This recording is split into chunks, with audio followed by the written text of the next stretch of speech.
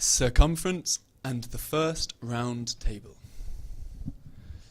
Long ago, in a land known as Camelot, there lived many knights and ladies. Their ruler was a mighty but gracious man named King Arthur. During many years of peace and good harvests, the people lived happily. The trouble began when they saw the army of their neighbours to the north gathering at the border. These people, known as the circumscribers, looked as if they might be preparing to make war. King Arthur called upon his bravest and most trusted knights to plan what to do. The knights rode as fast as they could to the king's castle. Circumference lived nearby, so his family came with him. Circumference was married to Lady Di, who came from a town of Amata. They had a son named Radius. Radius was very small and quite young, but his keen mind and boundless energy more than made up for what he lacked in height and age. After the first day of meetings with all the king's knights, Circumference sat with Lady Di. "Oh," he groaned, "my throat hurts. I have to shout to be heard at the other end of the long rectangular table. Everyone has to shout, and the king is very upset." "Why don't you fix the table?" suggested Lady Di. "How can we do that?" Circumference asked. "Well," said Lady Di, "you could cut it in half. Look, here is a drawing of the table. It has 2 long sides and 2 short sides. If you cut it in half and put the 2 halves side by side, you will have a table with 4 equal sides." Lady Di, "What a good idea," Circumference called for the carpenter, Geo of Metri. Geo began to work immediately. The next day, the new table was ready. Everyone commented on the wonderful square shape. However, another problem arose. At each corner of the table, the knights whispered in each other's ears while someone else was talking. Sir Galahad exclaimed, "King Arthur, how can we meet to discuss a solution when people talk so secretly to each other?" "Sir Galahad is correct," King Arthur responded. "We have come here to talk of defending our land against the circumscribers, not to talk in secrecy." After the meeting, King Arthur told Circumference a new table was needed. That night, Circumference told Lady Di about the problems with the square table. Lady Di thought for a moment, and then said, "What if we cut the square table diagonally? We could put the 2 halves together and make a diamond." She drew a diagram and said, "The king could sit at one end, and you could sit at the opposite end. Everyone would be close enough to hear, but the knights would not be in any tight corners." After seeing the plan, Circumference agreed that it was a good idea. Geo, the carpenter, said, "In carpentry class, they called this shape a parallelogram. I will have the table ready by the morrow." The next day, Sir Lancelot and Sir Gawain were amazed to see a table in the shape of a parallelogram. The others liked it, but King Arthur was not happy by sitting at the sharp point. The king let the knights have a jousting practice and sword play while he spoke with Circumference. Circumference, the point of the table sticks into me like a sword. We need to think about ways to prevent war, but this table makes me feel like fighting. Can you fix it? I will do my best, sire, said Circumference. That afternoon, he stood by the field and watched the others joust. It was a beautiful day, with blue skies and flags flapping in the breeze. Sir Gawaine's flag was blue with a white cross. Sir Lancelot's flag was green with lions, and Sir Torre's flag was green with an eagle. The flags were all similar in shape. They were all triangles. That's it, said Circumference, a triangular table. Circumference called Geo and explained. Geo said, if we cut the parallelogram table in half, we would leave 2 triangles. 1 triangle might be too small. So they measured the proposed triangular table and realized that 4 people could not sit on each side.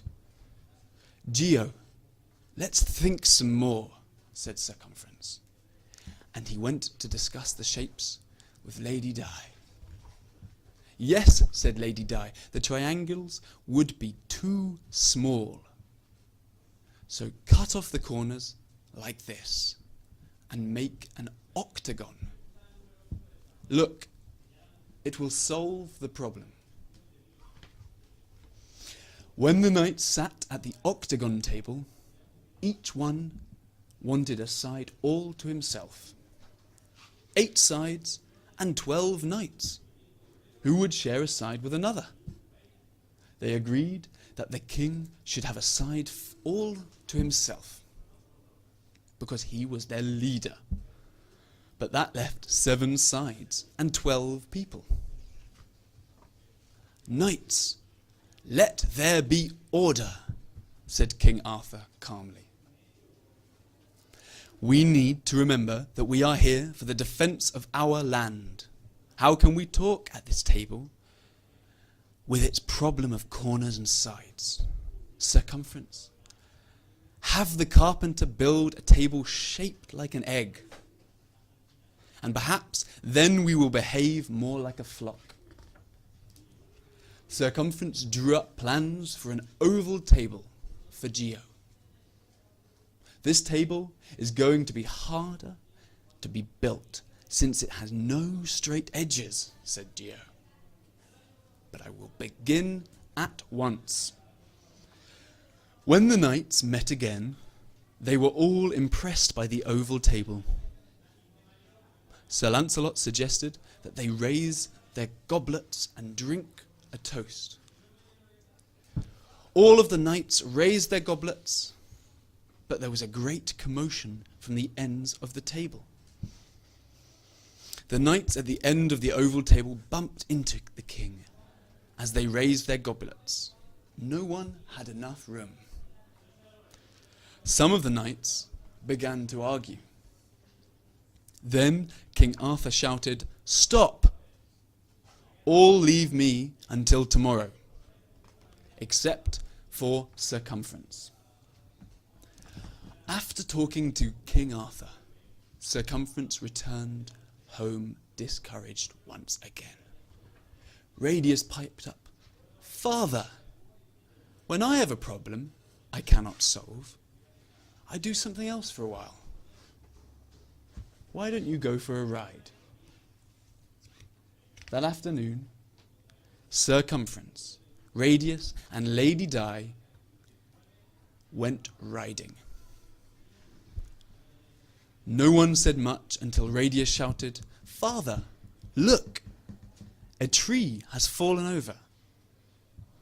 "So it has," observed the knights. "Don't you see, Father? There's your table." Lady Di got off her horse for a closer look. She stood on her tiptoes and stretched her arm up as high as she could. Her fingertips just met the upper edge of the trunk. "It should be big enough," she said. "This part is as tall as I can reach, and the wood seems of good quality." Circumference summoned Geo to cut a cross-section of the trunk to make into a tabletop. "Leave the bark on the outside edge," he told it, Geo. "I like to feel its rough edge." Geo and his helpers sawed through the huge tree trunk. Then they hoisted the heavy slab into an ox cart. And off they went to Geo's workshop. Geo worked all night, building the new table. When the knights met the next day, the table was finished. Everyone was content. No one shouted, no one whispered. No one felt concerned or trapped. No one was poked in the stomach or felt squished. Everyone had an equal position around the table. As they talked, they decided the best plan was to try to make peace with their neighbours. King Arthur was so pleased that he announced they would celebrate that night. Soon everyone was enjoying music, dancing, and a banquet. Suddenly, the music stopped. A messenger rushed in and handed a sealed parchment to King Arthur. The king read it and smiled. "Ladies, knights, and guests, I have excellent news. The circumscribers are not planning an attack. They want only to measure the area of their kingdom. There will be peace in the land." Hooray! Everyone cheered till the king held up his hand for silence. "To honour these knights who gathered at this table, to save our kingdom, let them henceforth be known as the Knights of the Round Table. Let us thank Circumference and Lady Di and their son Radius. They made this round table possible." Everyone cheered again. Hooray! Furthermore, because Lady Di of Amateur has a reach that is equal to the distance of the table, we will name this measurement for her. It will be called diameter. "I am proud of Radius too," added King Arthur. "Someday he will become a fine knight. He may be small, but he has tall ideas." Everyone nodded and clapped. "Let us call this small measurement from the center of the circle to the edge the radius. Finally, let us not forget our clever Circumference, since it was his idea to leave the bark on the outside of the edge of the table. We will name the outside edge of any circle after him. Let us call it Circumference." Circumference bowed to the king. As everyone rose from their seats and began cheering and whistling and stomping their feet, it was the happiest celebration that anyone could remember.